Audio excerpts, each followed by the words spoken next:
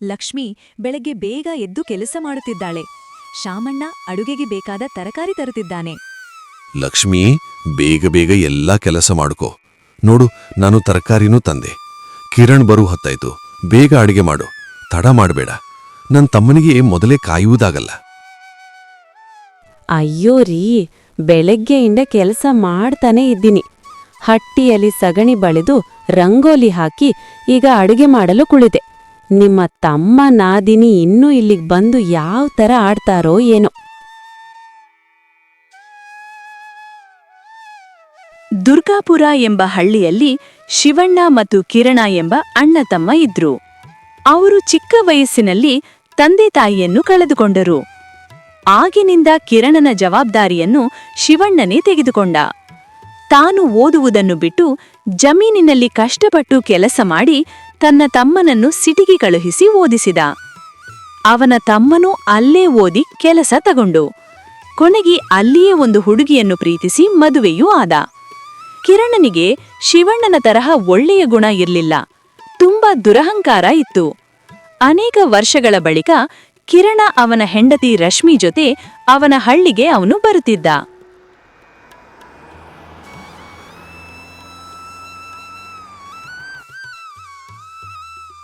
ಓ ಮೈ god, Kiran, ಇಲ್ ನೋಡು, ಎಷ್ಟೊಂದು ಡರ್ಟಿಯಾಗಿದೆ ಇನ್ನೆಲ್ಲ.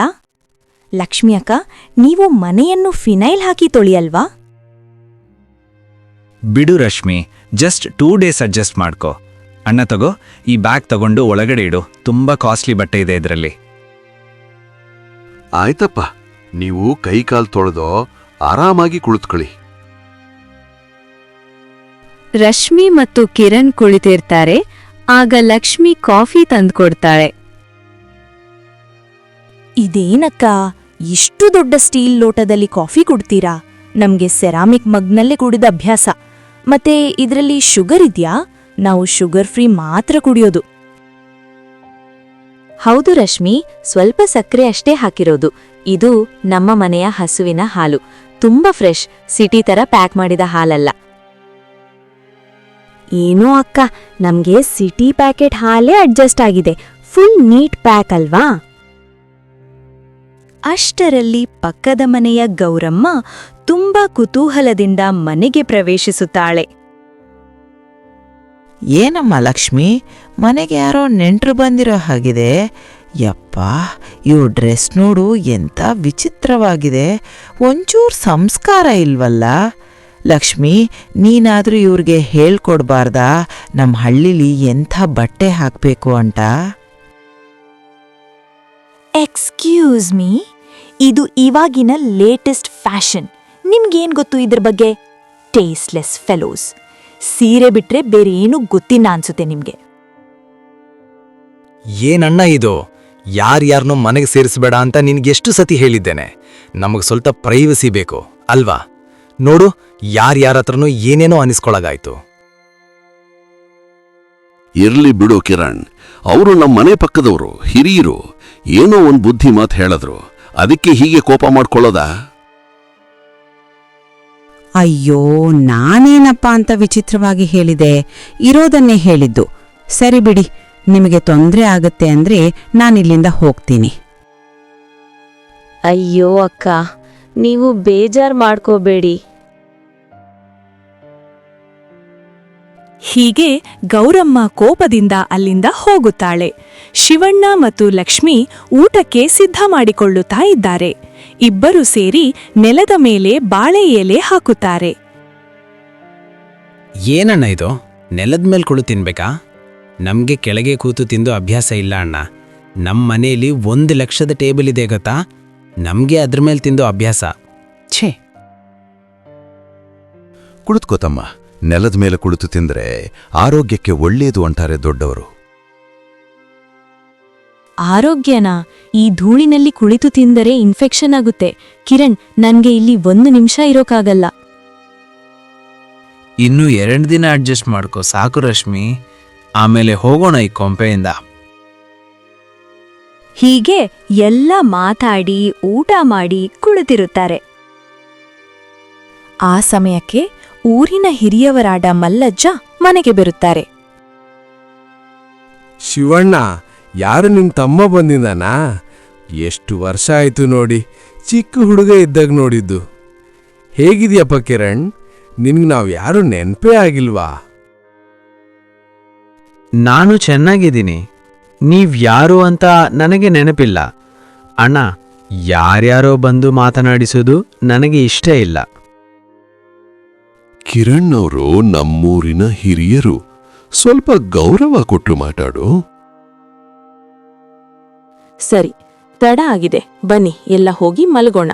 ರಶ್ಮಿ, ಕಿರಣ್, ನಿಮ್ಗೆ ಒಂದು ರೂಮ್ನಲ್ಲಿ ಎಲ್ಲ ಸಿದ್ಧವಾಗಿದೆ, ನೀವು ಹೋಗಿ ಮಲ್ಗಿ. ಹೀಗೆ ಹೇಳಿದ ಮೇಲೆ ಕಿರಣ್ ಮತ್ತು ರಶ್ಮಿ ವ್ಯಂಗ್ಯವಾಗಿ ಮುಖ ಮಾಡ್ಕೊಂಡು ರೂಮ್ಗೆ ಹೋಗಿ ಮಲಗ್ತಾರೆ.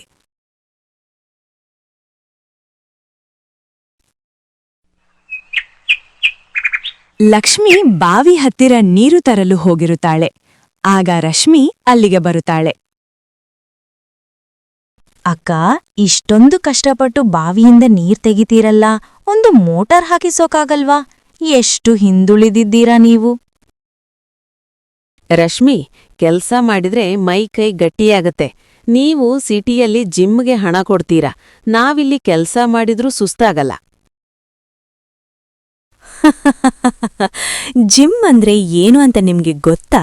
ಮೊದ್ಲು ನಿಮ್ಮ ಈ ಹಳ್ಳಿಗಾಡಿನ ಲೈಫ್ ಸ್ಟೈಲ್ ನೋಡಿ ನನ್ಗೆ ನಗು ಬರುತ್ತೆ. ನೀನೇ ಒಂದಿನ ಹೇಳ್ತೀಯ ರಶ್ಮಿ, ಹಳ್ಳಿ ಲೈಫ್ ಬೆಸ್ಟ್ ಅಂತ.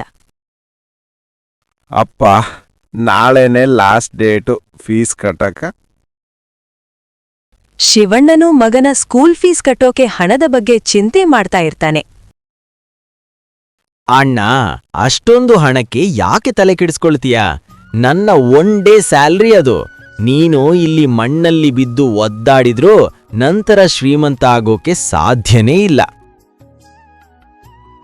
ಶ್ರೀಮಂತಿಕೆ ಅಂದ್ರೆ ಬರೀ ಹಣ ಅಂದ್ಕೊಂಡಿದೀಯ ತಮ್ಮ? ನಮ್ಮತ್ರ ಇರೋ ನೆಮ್ಮದಿ ನಿನ್ನ ಹತ್ರ ಇದೆಯಾ ಕೇಳ್ಕೊ. ಕಿರಣ್, ಇವ್ರಿಗೇನ್ ಗೊತ್ತು ನಮ್ ಸಿಟಿ ಬಗ್ಗೆ? ಇವ್ರು ಈ ಮಣ್ಣಲ್ಲೇ ಬಿದ್ದು ಒದ್ದಾಡ್ಲಿ ಬಿಡು. ರಶ್ಮಿ ಮತ್ತು ಕಿರಣ್ ಹೀಗೆ ಪದೇ ಪದೇ ಹಳ್ಳಿಯ ಬಗ್ಗೆ ಹೀಯಾಳಿಸಿದಾಗ ಲಕ್ಷ್ಮಿ ತಾಳ್ಮೆ ಕಳೆದುಕೊಳ್ಳುತ್ತಾಳೆ. ನೋಡು ರಶ್ಮಿ, ನೀವು ಸಿಟಿಯಿಂದ ಬಂದಿದ್ದೀರಿ ಅಂತ ನಾವು ಗೌರವ ಕೊಡ್ತಾ ಇದ್ದೀವಿ. ಆದ್ರೆ ನಮ್ಮ ಮಣ್ಣನ್ನು, ನಮ್ಮ ಬದುಕನ್ನು ಅಣಕಿಸೋ ಅಧಿಕಾರ ನಿಮಗಿಲ್ಲ. ನೀವು ತಿನ್ನೋ ಅನ್ನ ಕೂಡ ಈ ಮಣ್ಣಿನಿಂದಲೇ ಹೋಗೋದು ನೆನ್ಪಿರ್ಲಿ. ಕಿರಣ್, ಇವ್ರು ನಂಗೆ ವಾಯ್ಸ್ ರೈಸ್ ಮಾಡ್ತಿದ್ದಾರೆ. ನಡಿ, ಮೊದ್ಲು ಇಲ್ಲಿಂದ ಹೋಗೋಣ. ರಶ್ಮಿ, ಕಿರಣ್, ನೀವು ತಿಳಿದವರು. ಕತ್ತಲೆ ಆಗೋಕೆ ಬಂದಿದೆ. ಇವತ್ತಿದ್ದು ನಾಳೆ ಇಲ್ಲಿಂದ ಹೋಗಿ. ದಯವಿಟ್ಟು ಅವಳ ಮಾತಿಗೆ ನೀವು ಬೇಜಾರಾಗಬೇಡಿ. ಶಿವಣ್ಣನ ಮಾತಿಗೆ ಬೆಲೆ ಕೊಟ್ಟು ರಶ್ಮಿ ಮತ್ತು ಕಿರಣ್ ಆ ದಿನ ಅಲ್ಲೇ ಉಳಿಯುತ್ತಾರೆ. ಎಲ್ಲರೂ ಅಂಗಳದಲ್ಲಿ ಕುಳಿತಿದ್ದಾರೆ. ಕಿರಣ್ ತನ್ನ ಲ್ಯಾಪ್ಟಾಪ್ ಹಿಡಿದು ವರ್ಕ್ ಮಾಡ್ತಾ ಇದ್ದಾನೆ. ಅಣ್ಣ, ನನ್ನ ಈ ಒಂದು ಡೀಲ್ ಓಕೆ ಆದರೆ ಸಾಕು. ನಿನ್ನ ಈ ಇಡೀ ಹೊಲದ ಬೆಲೆ ನನಗೆ ಒಂದೇ ತಿಂಗಳಲ್ಲಿ ಸಿಗುತ್ತೆ. ನೀನು ಯಾಕೆ ಸುಮ್ಮನೆ ಬಿಸಿಲಲ್ಲಿ ಒದ್ದಾಡ್ತೀಯಾ? ನಿನಗೆ ಹಣ ಮುಖ್ಯ ತಮ್ಮ, ನನಗೆ ಮಣ್ಣು ಮುಖ್ಯ. ನೀನು AC ರೂಮಲ್ಲಿ ಕೂತು ಕೆಲಸ ಮಾಡ್ತೀಯ, ನಾನು ಆಕಾಶದ ಕೆಳಗೆ ದುಡಿತೀನಿ. ಅಷ್ಟೇ ವ್ಯತ್ಯಾಸ. ಅಕ್ಕ, ಈ ಸೊಳ್ಳೆಗಳ ಕಾಟಕ್ಕೆ ಇಲ್ಲಿ ಮಲಗೋದು ಹೇಗೆ? ನಮಗೆ ನಿದ್ರೆನೇ ಬರಲ್ಲ. ನಿಮ್ ಹಳ್ಳಿ ಲೈಫ್ ತುಂಬಾ ಚೀಪ್ ಅನ್ಸುತ್ತೆ.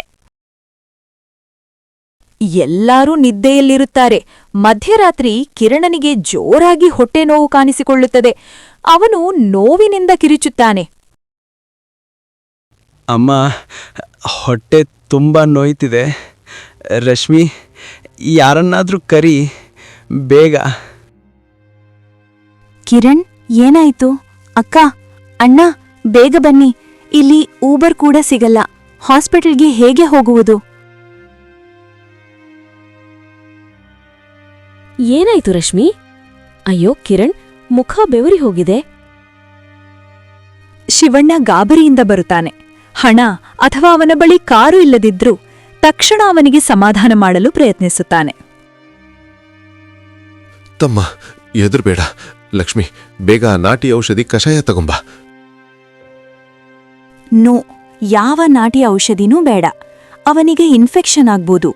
ಯಾವುದಾದರೂ ದೊಡ್ಡ ಸಿಟಿ ಹಾಸ್ಪಿಟಲ್ಗೆ ಕರ್ಕೊಂಡು ಹೋಗಿ. ರಶ್ಮಿ, ಇದು ಸಿಟಿ ಅಲ್ಲ. ಈ ಸಮಯದಲ್ಲಿ ಗಾಡಿ ಸಿಗಲ್ಲ. ನನ್ನ ಮೇಲೆ ನಂಬಿಕೆ ಇಡು.